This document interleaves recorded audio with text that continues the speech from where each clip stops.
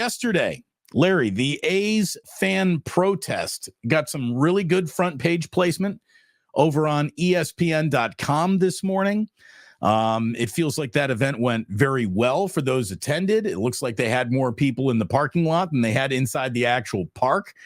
And the A's rewarded any fan who made it in there by being one of two major league teams that actually got shut out on opening day. The A's and White Sox are the only teams to get goose egged. And it's like the two of them are trying to have a race to the bottom of who can have a less impressive year. No one is expecting the White Sox to do anything. No one's expecting the A's to do anything. And on opening day, neither team did. Yeah. JJ Bleday did have a couple hits for the A's. A's only had 4 hits. Alex Wood went 3 1/3, gave up 7 hits, 6 earned runs. So he was their starter. And they got lit up in front of how many people were there? Did they say what the attendance was? Yeah, I think they reported it like 14,000 or something like that. There was, that's double the lie of the actual amount of humans in there. Yeah. I mean, here's the thing. I don't really care because I don't really care. I mean, I don't care about John Fisher. I don't care about the A's and their fans. I don't care if the A's leave. I don't want them to leave. I'd prefer them not to leave. I went to A's games last year. I've taken my kids consistently to A's games through the years. I'd rather they stay. I think it's a huge, huge mistake for Rob Manfred to allow them to leave the 5th largest market in the country for Las Vegas. But I will say this. The Las Vegas stadium renderings looked really cool, and I would love to go to an A's game in Las Vegas. So, to me, the right move here would be to go with the migration. The migration has gone from, the North Bay and the East Bay has migrated further north towards Sacramento. Sacramento's a great baseball town. They have a AAA facility. Dress it up, put a extra, bleachers out there and move to Sacramento. That's what I would do if I were them. Instead, they're going to move to Vegas and they're going to wind up having to kind of cultivate a whole new fan base. Like, to me, John Fisher has already so thoroughly ruined one major league city. I wouldn't give him the opportunity to ruin a second one. Like, but they are doing that. So I'd rather have them be in Sacramento and have A's fans be able to. I mean, let's just say this: whatever crowd went last night, those people are passionate. Those people are bought in. Those are real A's fans. If you put that thing in Sacramento, those people would find their way to Raleigh Field and they would go to Sacramento, and that's where they should be. That's where they should be. They should be in Sacramento and, not in Vegas. Well, I hope that they go part-time to Sacramento, see what a great market that really is for them, and then just quit on the Vegas idea. Sacramento does seem to be on its way to be the leading candidate to be the temporary spot of the A's while any stadium is getting built in Las Vegas, if that's indeed what's still going to happen. The River Cats would be sharing their stadium with the A's. Sacramento could be a leading candidate for a temporary home. So we'll see if that happens. But that's worth keeping an eye on in terms of just Bay Area baseball news, because if that is going to happen, it's probably going to happen in the next couple of weeks. You're going to hear something about it. I know that Salt Lake City, Utah wanted to throw its hat into the ring as a possible eventual expansion city for Major League Baseball, and they were desirous of bringing in the A's to sort of run a 2-3 year experiment to show everyone how good that could go. So we'll find out. We'll find out, but it makes sense. Sacramento's a great baseball town, and there's great baseball history there, and it's a short drive from Vacaville and Sassoon and all these places that many people who lived near and around the Coliseum have moved in the last 10 years. So I don't think it's that big of a stretch to say, hey, You know what? They're in Sacramento. Plus, the nighttime weather in Sacramento in the summertime is glorious. It's I beautiful. mean, it's amazing. You can sit up there in shorts and short sleeves and have a beer, and I mean, it would be a very enjoyable experience, and it will be in a short term fit. I just hope they can fall in love and produce enough corporate sponsorship and enough attendance to make the A's go, maybe this is the spot for us. So it sounds like Vegas is only partly interested at this point. I just think that the closer you get to looking at how John Fisher runs things, the further away you should get from wanting to actually be in a situation where John Fisher is running anything. I mean, the guy is an absolute disaster of a major league owner. You can't find a worse one. They haven't made one yet. Worse than him. Maybe Mark Davis. I mean, Mark Davis he's no better than John Fisher, other than he's got the NFL on his side and collective resources. Otherwise, he's just the same boob that Fisher is. And, if I'm Las Vegas, do I want two kind of boobish type owners? I will say this, though, the stadium renderings in Vegas are amazing. Did you see them? Yeah, I mean, I wouldn't attach amazing to it as much as I would attack the word unrealistic. Like there's just no way that that's going to happen. That stadium was not a painstakingly carefully rendered stadium. That they don't even have lights involved in that. The whole thing seems like a pipe dream to me more than a reality.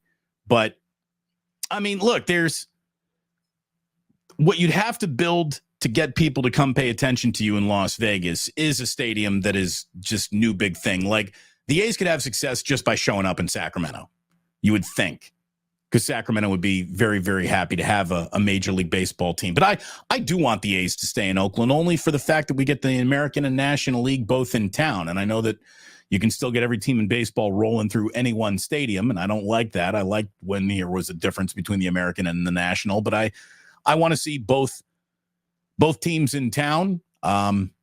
I think that there's a fan base there that has just been so put off that if there really were to be a sell and a new team given, there would be a invigoration of interest that would mirror how excited Kings fans became when the Kings were announced to be staying in Sacramento. Like, I think there's a big pendulum swing that could make it work in the East Bay again with just anybody else other than John Fisher. But that son of a bitch ain't going to sell because he doesn't sell jeans like he used to at the Gap, and his stock price without this team means he's no longer the billionaire that he pretends to be. So he needs this. He's plenty rich. I mean, he's plenty rich. I'll tell you what would be a great idea is build some ports and have the A's on a traveling barge that moves around the bay and moves, and you can play. Seriously, you have them on a barge. You play 15 games a year outside San Jose. You play 15 games a year outside of Oakland. You play 15 games a year outside of whatever northern barge location you can have. Have an Alcatraz series where you're just going around Alcatraz counterclockwise for home innings and clockwise for away innings. I don't know. Put the A's on a barge, a moving barge. Bingo long traveling all-stars A's barge. That's it's not you said it. You said it. I mean, there's going to be, if it was announced at 10 a.m. that Joe Lacob bought the A's would have double or triple the attendance tonight. It's not like their fans aren't there. Their fans are there. They're just boycotting John Fisher. And rightfully so. So, but having said all that, and I'm not trying to make an argument for John Fisher hasn't ruined this relationship with the fan base. even when there were no talks of relocation or the stadium thing, like the A's were always the team that drew 50,000 on opening night, and then game number 2 there'd be 15,000 tops in the stands. That's always kind of been their brand. No, that's not true.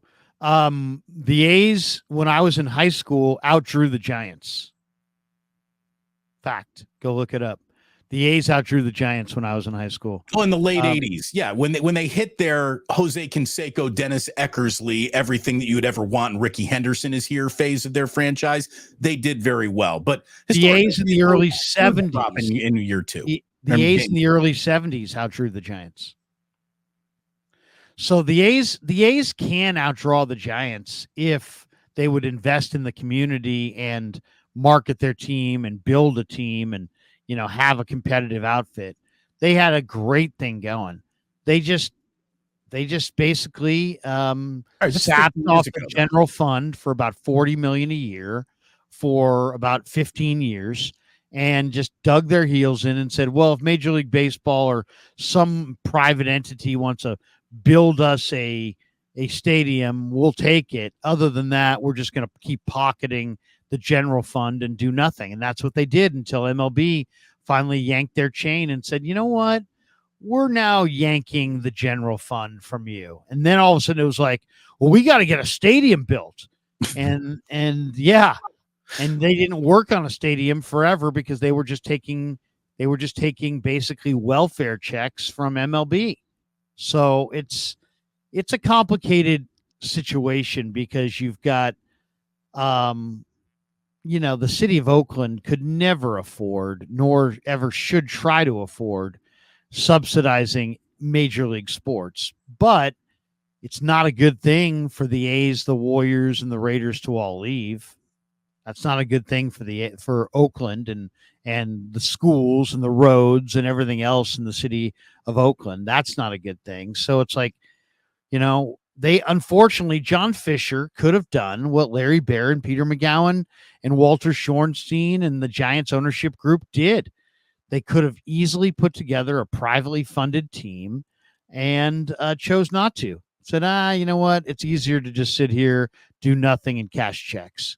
And that's what they did. The Giants, from when they bought the team, the new ownership group in 1992, till the end of that decade, 2000, lost $100 million pouring money into a facility that was dying.